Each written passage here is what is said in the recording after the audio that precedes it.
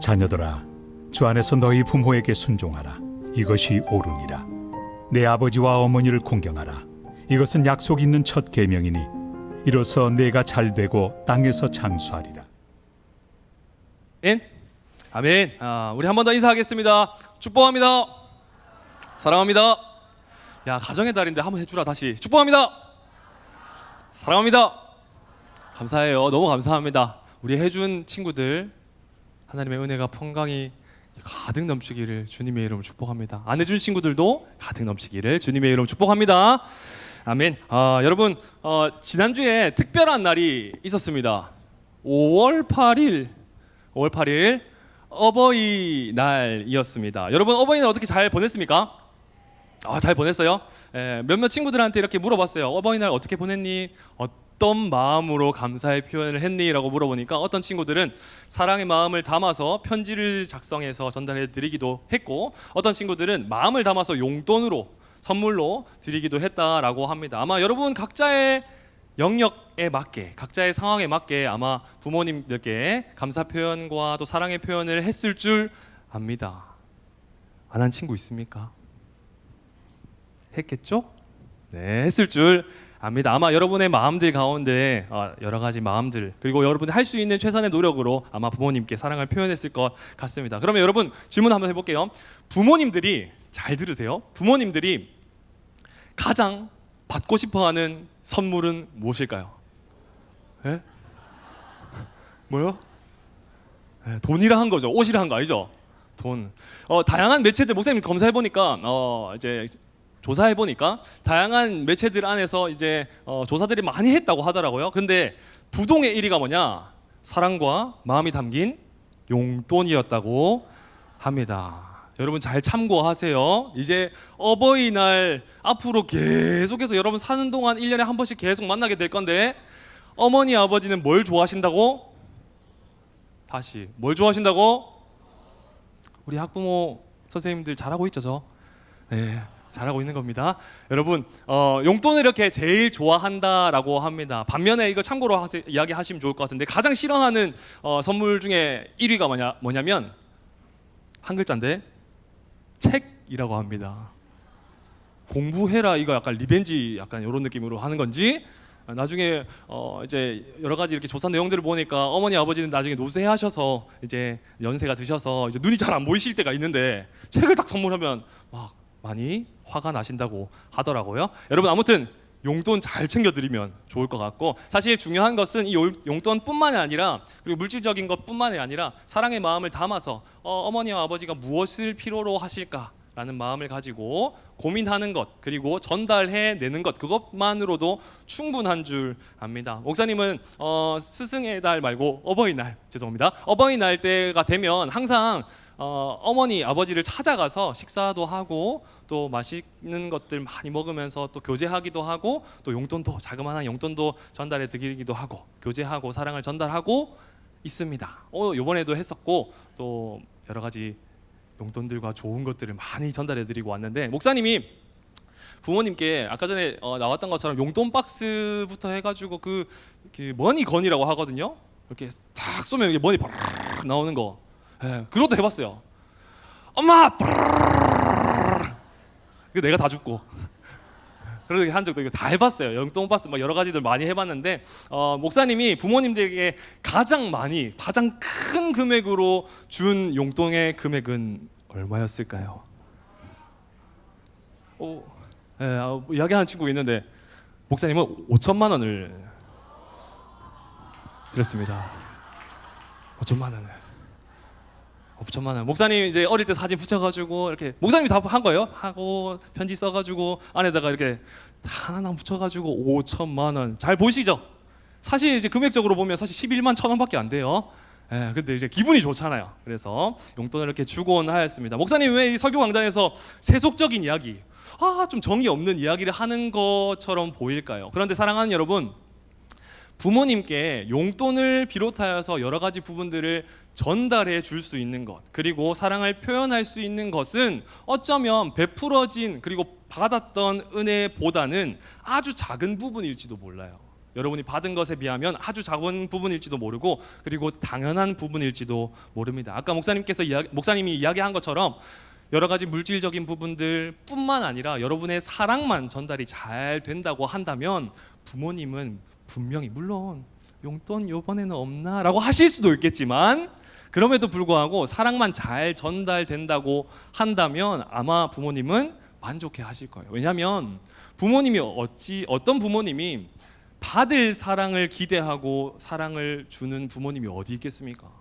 앞으로 얘 자식 농사 잘 키워가지고 한탕 해먹어야지 이렇게 자식을 키우시는 말이야 그렇지 진짜 실제로 그렇게 자식을 키워내시는 부모님은 아무도 없기 때문입니다. 여러분 그래서 앞으로 이제 어버이날을 맞이할 때마다 사랑을 잘 전달해 냈으면 좋겠습니다. 오늘은 특별히 어버이 주일입니다. 모든 교회력에 의하면 어버이 주일은 분명히 우리가 지켜내야 되고 그리고 지금 어버이의 은혜를 생각하면서 하나님께서 주신 그 부모님께 감사하고 또 기억하고 또 감사로 표현하는 것, 사랑으로 표현하는 날이 어버이 주일입니다. 오늘 말씀을 통하여서 베품 받은 은혜를 기억하고 감사로 표현 잘 해낼 수 있는 형식적으로 어버이날, 어버이 주일로 그치는 것이 아니라 매일의 삶 가운데 날마다 어머니 아버지께 사랑을 잘 표현하실 수 있는 은혜가 있기를 예수님의 이름으로 축복합니다. 아멘. 여러분 이 사진을 보면 아마 조금 불편하다라고 느낄 겁니다. 그렇지 않은 친구들 있습니까? 아따 모범적이다. 아따 대박. 나 저렇게 커서 저렇게 해야지 하는 친구들 없죠?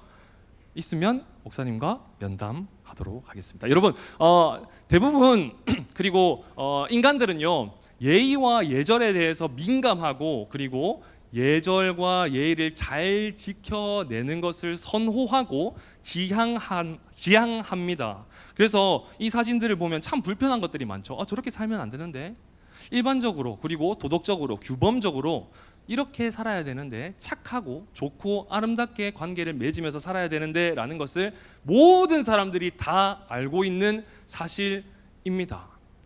그런데 그리스도인들은 예수님을 따르고 그리고 하나님을 온전하게 믿는 그리스도인 저와 여러분들은 인간관계 안에서 세상 사람들보다 더 특별하게 인간관계에서 모범과 모델의 역할을 감당해내야만 합니다. 왜 그럴까요? 왜 우리는 인간관계를 더 잘해야 되고 또 성실하게 그리고 도덕적으로 규범적으로 일반적으로 우리는 왜 모범과 모델의 모습을 보여야만 할까요? 오늘은 그 왜에 집중하여서 이 사랑의 말씀을 함께 나누려고 합니다. 여러분 오늘 말씀을 통해서 알 수 있는 것 우리가 부모님을 꼭 공경해야 되고 사랑해야 되는 것 어버이 주일을 통하여서 우리가 예배 드려야 하는 이유 첫 번째 다 같이 읽겠습니다. 시작. 순종하는 것이 옳은 일이기 때문입니다. 다 같이 한 번 더 1절 말씀 읽겠습니다. 시작. 자녀들아 너희 부모를 주 안에서 순종하라 이것이 옳으니라. 아멘. 성경은요 부모에 대해서 첫 번째 올바른 반응을 이렇게 이야기하고 있습니다. 너희는 주 안에서 순종해야 한다라고 이야기하고 있습니다. 여러분 순종하는 것이 무엇일까요? 일반적으로 잘 알고 있죠. 뭐 잘 듣고 그 들은 대로 실행해 내는 것. 그런데 이 에베소서에서 말하는 순종하다의 의미를 조금 더 깊게 바라볼 필요가 있습니다. 순종하다라고 하는 이 헬라어 단어는 휘파쿠오라고 하는 헬라어 단어인데 이 휘파쿠오는 합성어입니다. 쉬우니까 잘 들어보세요. 히포라고 하는 아래와 아쿠오라고 하는 듣다를 합쳐진 합성어로 사용되는 단어입니다. 그럼 무슨 뜻이죠? 아래 듣다 뭐가요? 아래에서 누군가의 아래에서 듣는 것을 의미하는 거죠. 누군가의 아래에서 듣는 것을 의미하는 것입니다. 에베소서 특별히 이 성경 말씀에 의하면 우리가 부모님을 순종해내야 하는데 이 순종은 바로 이겁니다. 낮은 자의 자리에서 높은 자를 바라보고 듣는 것. 그게 순종하다라는 겁니다. 우리는 때로는 동일선상에서 부모님을 바라볼 때가 종종 있는 것 같습니다. 엄마가 이렇게 아빠가 이렇게 이야기하면 그래?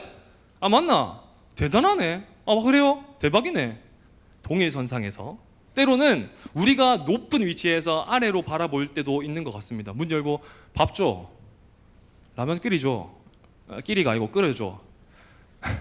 이런 식으로 할 때가 있습니다. 그러나 여러분 잘 집중해 보세요. 그리고 잘 점검해 보세요.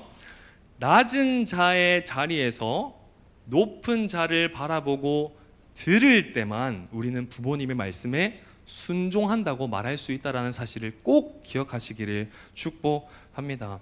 이 순종하다라고 하는 거, 오늘 말씀에서 아래에서 듣는 것을 사전적인 의미로 표현해 낸다면 이렇게 표현할 수 있을 것 같습니다. 목사님 한번 따라해 주세요. 경청 들어봤죠? 경청이라고 하는 단어, 특별히 목사님이 좋아하는 작가 조신영 작가님의 경청이라고 하는 책에서는 이렇게 이야기하고 있습니다.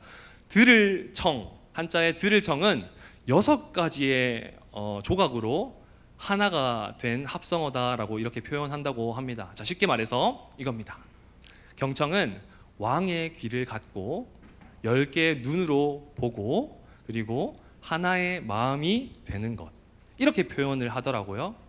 즉 여러분, 경청이라고 하는 것은 누군가 나 그 말 잘 들어, 경청 잘해, 나 그거 상담 잘해, 약간 이런 의미의 잘 들어주는 것에 초점이 있는 것이 아니라 이 경청이라고 하는 책, 이 사전적 풀이에 의하면 이렇게 표현할 수 있을 것 같습니다. 왕의 귀를 갖고 백성들을 잘 보살피고 들어줄 수 있는 그 귀를 가지고, 그리고 10개의 눈으로 보는 거예요. 한 개의 눈이 아니라 10개의 눈으로 바라보고 그리고 하나의 마음이 되는 것, 그 말을 통하여서, 들음을 통하여서 하나의 마음이 되는 것. 즉 여러분, 부모님 말씀 순종해야 되고 경청해야 되는 것 너무나도 잘 알아요. 저도 잘 알고요. 여러분도 잘 알 거예요. 귀에 딱지가 않을 정도로 엄청 많이 들었을 거예요. 그런데 여러분 잘 생각해 보세요. 그리고 여러분을 잘 점검해 보세요. 여러분은 그 소리를 그냥 잘 들으려고 하는지, 아니면 모든 감각을 들여서 그 말씀에 집중하려고 하는지를 잘 점검했으면 좋겠습니다. 성경에서 말하는 이 순종, 그리고 사전적 의미 경청이라고 하는 것은 더 깊은 그리고 더 무거운 의미임을 여러분 꼭 기억했으면 좋겠습니다. 순종, 들을 때만 듣고 듣지 않고 싶을 때는 듣지 않는 선택의 문제가 아니라 이것은 무거운 그리고 중한 부분이다라는 사실을 꼭 기억했으면 좋겠습니다. 목사님이 신방을 많이 하는데, 특별히 이제 신입생 신방을 하다 보면 우리 중학교 1학년, 특별히 고등학교 1학년 친구들은 어떻게 이야기를 하는지는 잘 모르겠지만, 특별히 이제 중학교 1학년 친구들을 신방하다 보면 목사님이 이렇게 질문해요. 혹시 어머니나 아버지에게 조금 바라는 점이 있어? 엄마 이렇게 해줬으면 좋겠어요. 아버지 이렇게 좀 해주시면 좋을 것 같아요. 라고 하는 부분 있어? 라고 물어본다면 대동소이하게, 그리고 부동의 1등으로 답변하는 답변이 뭘까요? 뭐야? 뭐가 없어? 없어? 바라는 게 없어. 근데 왜 나한테 바라는 거 많아? 농담이야. 부모한테 바라는 게 뭐가 있어? 라고 이렇게 물어본다면 이 1학년 친구들 대부분이 이렇게 이야기했어요. 잔소리 좀 그만했으면 좋겠어요. 막 핸드폰 좀 그만 봐라. 그리고 일찍 자라. 공부해라. 좀 씻어라.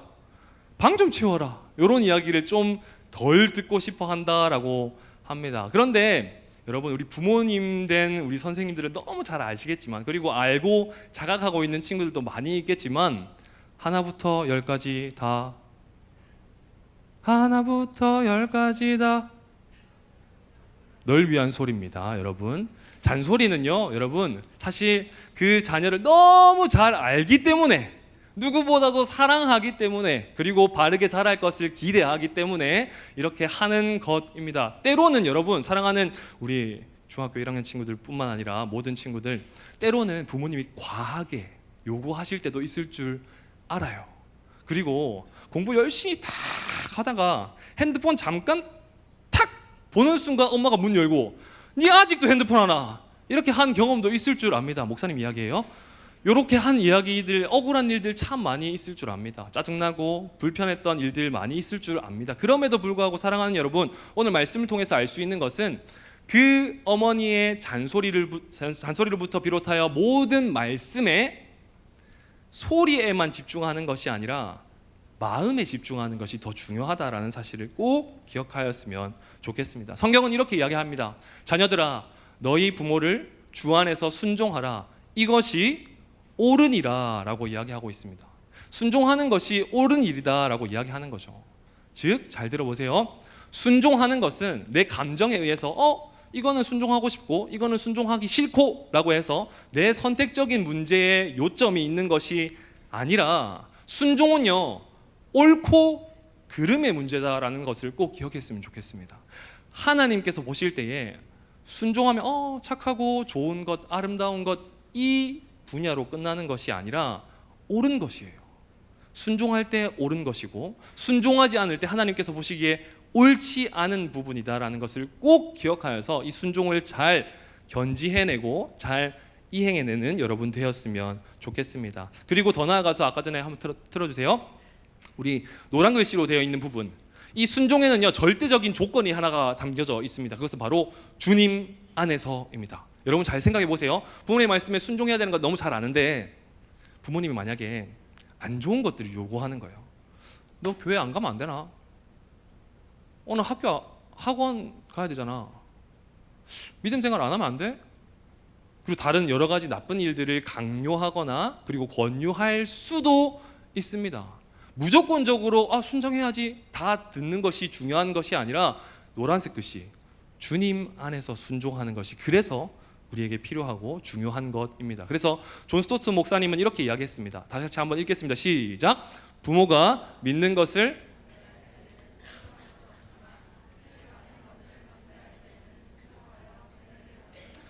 자, 무슨 말인지 아시겠습니까? 부모가 믿는 것을 반대할 때, 하나님께서 보시는 주 안에서 그 기준을 넘어설 때는 순종할 수 없지만, 만약에 하나님께서 원하시고 기뻐하시는 그 뜻을 고민하여서 부모님께서 명령하거나 권유할 때는 우리는 그것을 순종해내야 된다. 즉, 인간적인 기준과 가치에 중점이 있는 것이 아니라 하나님의 법과 하나님의 뜻과 하나님의 옳음의 기준에 주 안에서가 되어야 한다라는 사실입니다. 사랑하는 여러분, 그러므로 진짜로 순종하고 경청해낼 수 있는 은혜가 저와 여러분에게 있기를 예수님의 이름으로 축복합니다. 아멘. 두 번째 읽겠습니다. 둘째, 시작. 공경하는 것이, 우리 2절 말씀도 다 같이 읽습니다. 시작.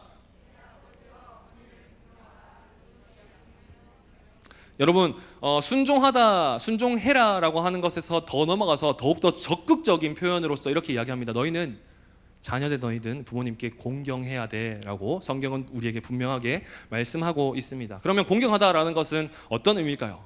공경하다라고 하는 것은 티마오라고 하는 헬라어 단어인데, 이거는 높이 평가하다, 가치를 두다라고 하는 의미를 담고 있습니다. 아마 여러분이 잘 알고 있는 히브리 단어는 이거일 거예요. 카바드, 무겁게 여기다. 들어봤는지 모르겠지만 여러분, 같은 의미예요. 공경하다라고 하는 것은 헬라어로 표현될 때는, 티마오로 표현될 때는 높이 평가하고 가치를 두는 것, 그리고 히브리어로 표현될 때는 무겁게 여기는 것을 의미합니다. 고대에는요, 가치를 책정하기 위해서 사용됐던 도구가 하나 있는데, 그것은 바로 저울이었습니다. 저울. 그러니까 저울이 무게가 나가면 나갈수록 그것은 가치가 있다라고 판단되어진 것이죠. 사랑하는 여러분, 여러분의 부모님은 그 저울의 무게 안에 담길 수 없을 만큼 무거운 존재임을 믿으시는 여러분 되시기를 주님의 이름으로 축복합니다.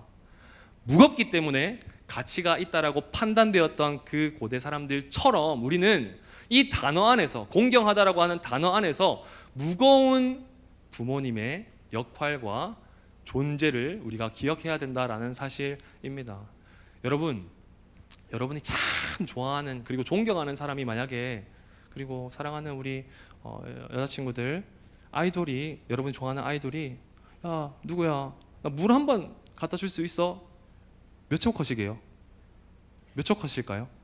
갖다 주는데 발바닥이 안 보일 거예요 아마. 그렇지 않을까요? 저도 그럴 것 같아요. 여러분도 그럴 것 같고.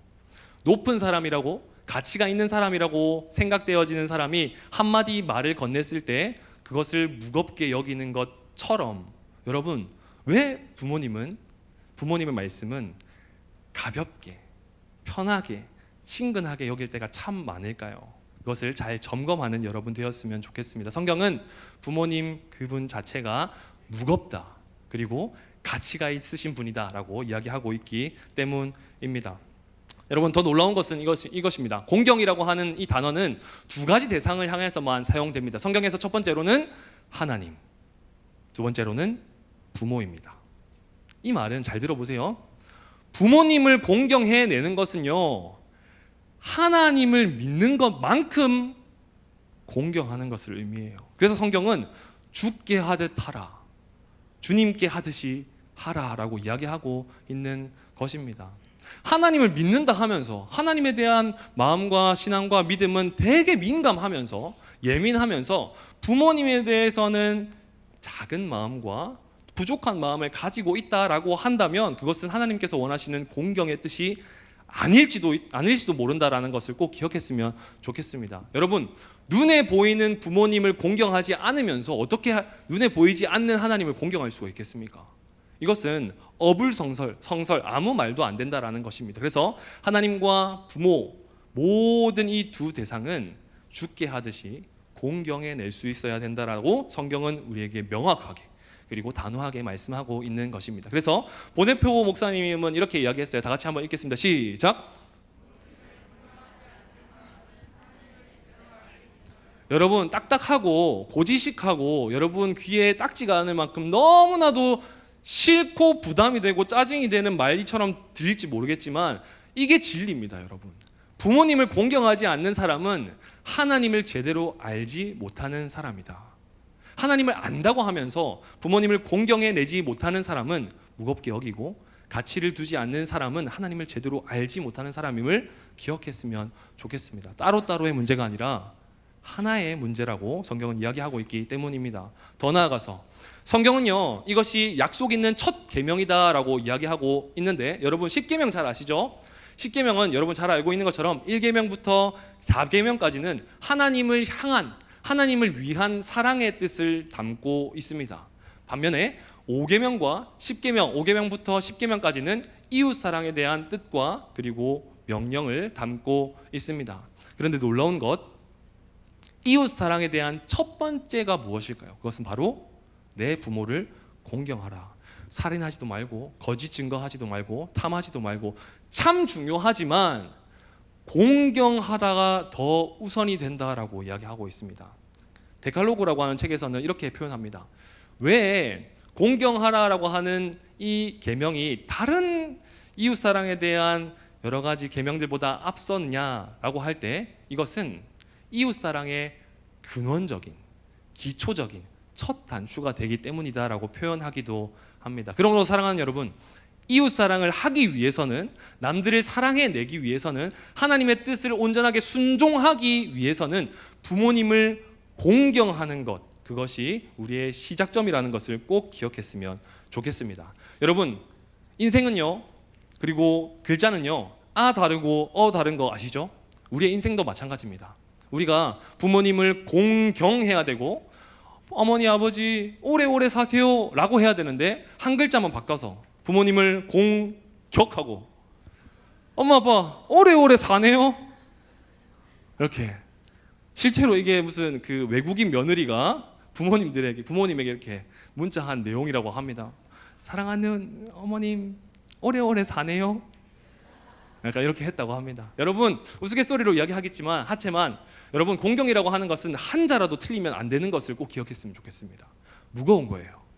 공경하는 것, 공격하는 것이 아니라 공경하는 것.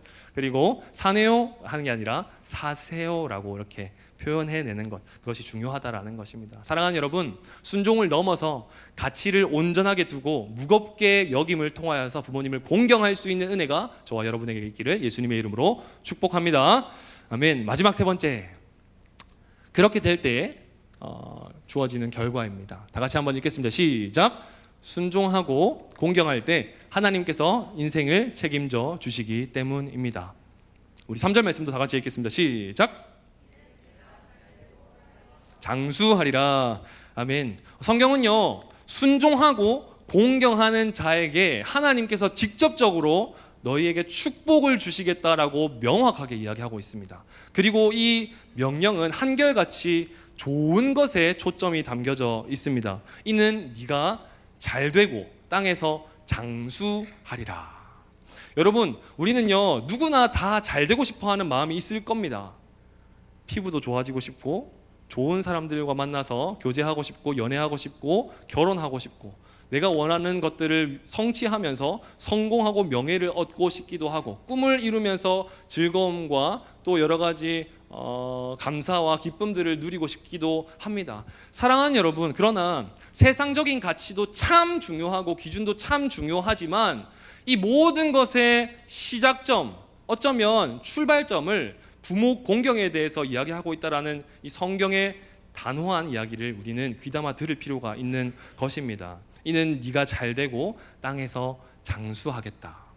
더 놀라운 것은 이 계명들, 참 많은 계명들 중에 약속해 준 것, 복을 주겠다라고 약속해 준 계명은 부모님을 공경할 때만, 다른 것 아닌 부모님을 공경할 때만, 순종하고 공경할 때만 이것을 주겠다라고 하나님께서 약속해 주신 것입니다. 성경을 보다 보면 이런 이야기들 참 많이 있어요. 열왕기상이나 이런 이야기들을 참, 역사들을 참 많이 보게 되면 이런 이야기들이 많이 나옵니다. 하나님의 법도와 율례를 따라야 된다. 즉 쉽게 말해서 하나님을 온전하게 믿어야 되고, 하나님을 온전하게 신앙해야 할 때만 너희가 복을 받게 되고, 그렇지 않을 때는 저주를 받게 될 것이다. 이 말에는 참 우리가 민감하게 받아들여요. 아, 하나님 믿어야 되구나, 하나님께서 주시는 복을 누리고 싶다라고 우리가 민감하게 그리고 진지하게 받아들이곤 합니다. 그러나 여러분, 성경에서 부모님에 대한 계명 또한 이렇게 귀한 내용을 담고 있다는 것을 꼭 기억했으면 좋겠습니다. 부모님을 공경해낼 때 하나님께서 너희를 잘되게 하고 장수하게 하겠다라고 말씀하시는 것이죠. 장수하다라고 하는 것, 우리가 일반적으로 아는 것처럼 오래 사는 것을 뿐만 아니라 그 차원을 넘어서서 너희가 인생 가운데 좌로나 우로나 치우칠 때에도 하나님인 내가 너희와 함께 하겠다. 내가 세운 부모를 공경할 때 말이다 라고 성경은 이렇게 이야기하고 있는 것입니다. 왜냐하면 성경은요 이렇게 표현할 수 있습니다. 잘 들어보세요. 하나님은요 생명의 주관자 되십니다. 믿으십니까? 하나님은 생명의 창조자이시자 주관자 되십니다. 믿으십니까? 아멘이죠. 부모님은 뭘까요? 부모님은요 생명의 전달자가 되는 거예요. 하나님께서 택하시고 세우신 생명의 전달자가 되는 것이에요. 더 쉽게 풀이하자면 여러분, 어찌됐든 간에 아무튼 간에 여러분 태어나서 지금 살고 있는 것, 부모님께서 나를 낳아주시지 않았다면 가능한 일일까요? 아니라는 거죠. 생명의 전달자 되시는 부모님에 대한 가치와 의미를 우리가 분명하게 알게 될 때, 그리고 순종하고 공경하게 될 때에 하나님께서 그 인생을 잘 자라나게, 잘 성장하게 만드신다라고 축복하고 있는 것입니다. 여러분, 어버이날 설교를 준비하고 어버이 주일 설교를 준비하다 보면 항상 고민이 되는 부분이 참 있는 것 같습니다. 그것이 뭐냐면 어떤 누군가에게는 가정이 참 사랑도 많이 받고 힘도 얻고 위로도 얻는 그런 기쁨과 감사의 사랑의 공동체일지도 모르겠지만, 누군가에게는 학대도 당하기도 하고요, 상처도 당하기도 하고요, 어려움도 당하기도 하는 여러 가지 아픔을 누리고 그리고 아픔을 가지고 있는 가정 그리고 친구가 있을 줄 알기 때문입니다. 그러나 사랑하는 여러분, 믿음으로 권면합니다. 부모님을 사랑해내는 것, 그런 부모님을 사랑해내는 것 참 쉽지 않을 거예요. 그럼에도 불구하고 영적인 아버지와 우리의 가족이 되어주시는 하나님 아버지를 온전하게 믿고 신뢰함으로써 공경해낼 수 있는 은혜가 있었으면 좋겠습니다. 여러분 자라나면서 어릴 때 어머니 아버지는 아마 슈퍼맨처럼 보였을 거예요. 사랑한다 표현도 참 많이 했을 거고요. 그리고 엄청 의지하면서 심지어 이런 친구들도 있을걸요. 난 아빠랑 결혼할래, 엄마랑 결혼할래, 이런 친구들도 있었을 겁니다. 지금 결혼합니까? 왜 이렇게 됐을까요? 왜냐하면 부모님의 부족하고 연약한 부분들을 우리가 많이 발견하게 되기 때문입니다.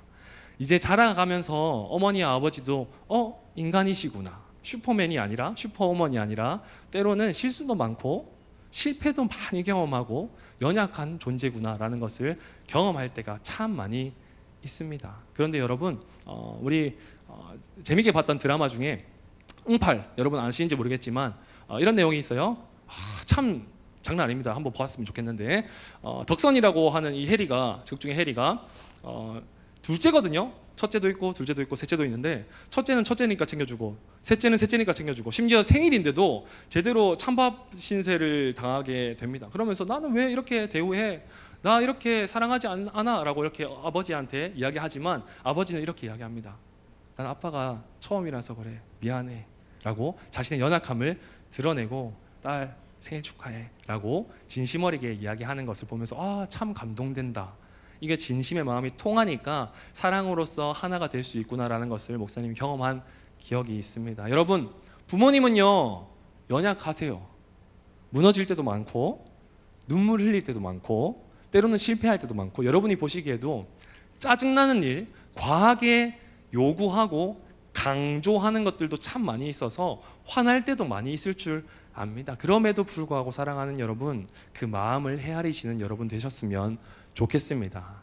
그 사랑을 온전하게 알아서 부모님을 사랑해낼 수 있는 단계까지 나아갈 수 있는 은혜가 있었으면 좋겠습니다. 마지막 영상 하나 볼 건데 목사님이 광고 중에 옛날 광고인데요, 태국의 광고인데 여러분 본 친구들도 있을 거예요. 보면서 아무 생각 없이 이렇게 틀다가 봤는데 너무 집중해서 보고 좀 울컥했던 장면들이 있습니다. 같이 한번 보도록 하겠습니다. 불도 한번 잠깐 꺼주시고 보겠습니다.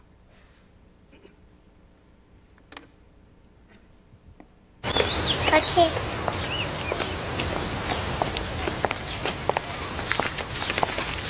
Daddy is the sweetest daddy in the world. Daddy is the most handsome, the smartest,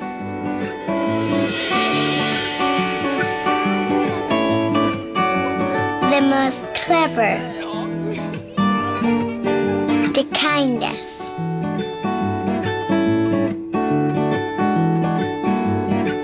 He is my Superman. Daddy wants me to do well at school. Daddy is just great, but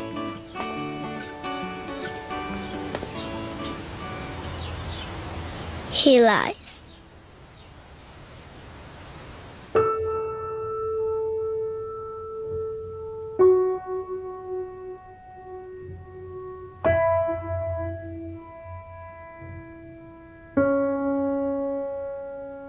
He lies about having a job.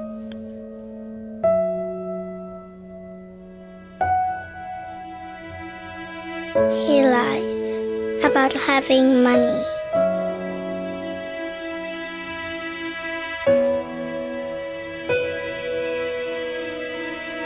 He lies that he is not tired.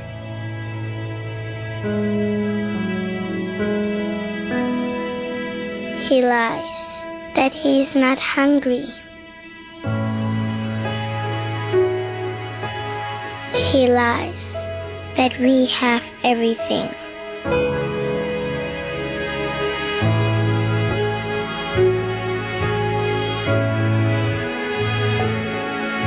He lies about his happiness.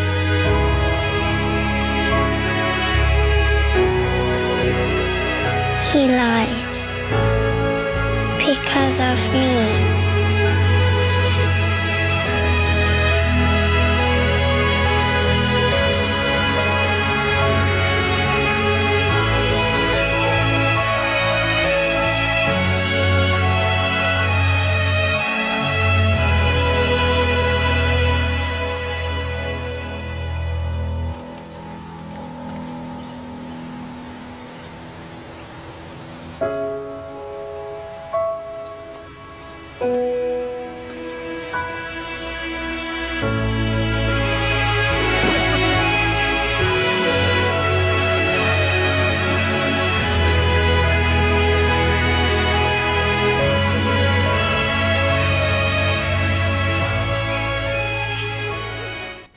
네, 너 티야?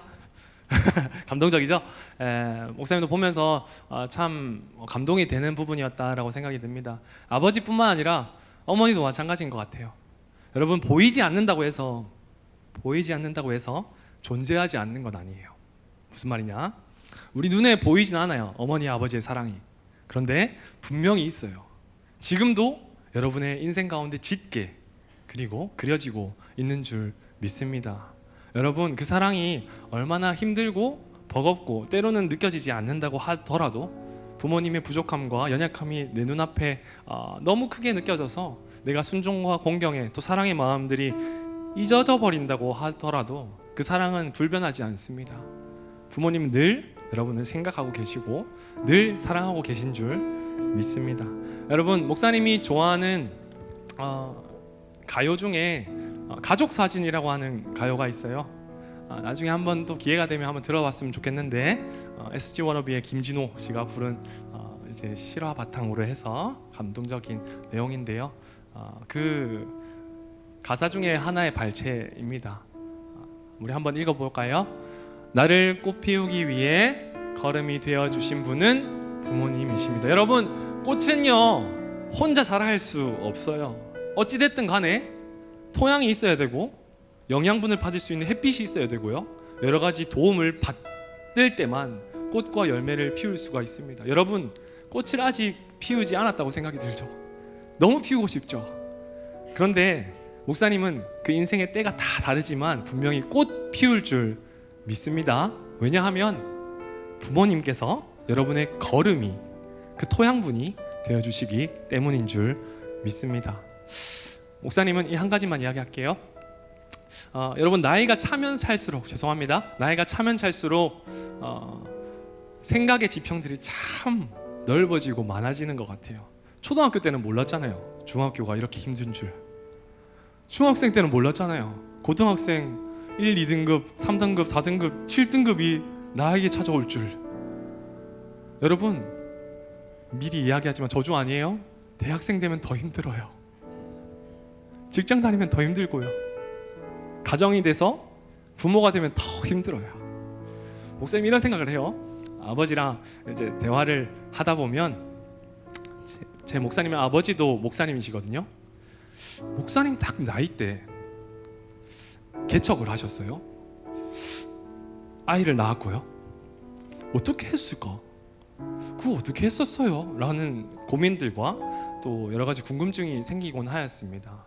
여러분, 알게 모르게 부모님은 여러분을 위해서 사투하면서 여러분을 지켜내려고 사랑으로 키워내시는 줄 믿습니다. 나이가 자라가면서 그 사랑을 한 자락이라도 조금 더 이해하고 공감하고 표현할 수 있는 주님의 귀한 가정 되기를 예수님의 이름으로 축복합니다. 아멘. 우리 찬양하고 우리 기도하도록 하겠습니다. 주의 가정이라고 하는 찬양인데요, 가사를 생각하면서 가정의 달을 맞아서 여러분 진짜로 하나님께서 축복 주시고 길이 하여 주시는 그 은혜를 기억하시면서 소망하는 마음을 가지고서 찬양하시며 나아가겠습니다.